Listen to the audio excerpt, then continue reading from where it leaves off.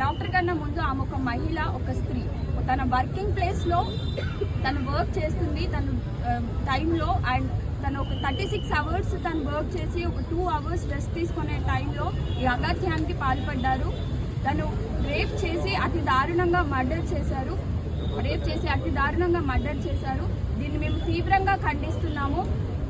ఆమె ఒక్కసారి చనిపోలేదు, ఆమె 2 సార్లు చనిపోయింది.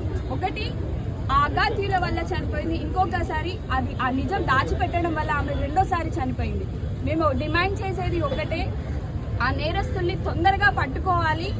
ఇలాంటి సంఘటనలు ఇంతకుముందు కూడా జరిగాయి. ఈవెన్ దీక్ష ఘటనలో నేరస్తుల్ని ఎన్కౌంటర్ చేశారు అండ్ కఠిన శిక్షలు వేశారు. కానీ ఈ విషయంలో ఎందుకు ఇలా ఆలస్యం జరుగుతుంది, దీని వెనకాల ఎవరున్నారు మాకు అర్థం కావడం లేదు. ఎవరైతే దీని వెనకాల ఉన్నారో వాళ్ళు ఎవరైనా సరే వాళ్ళని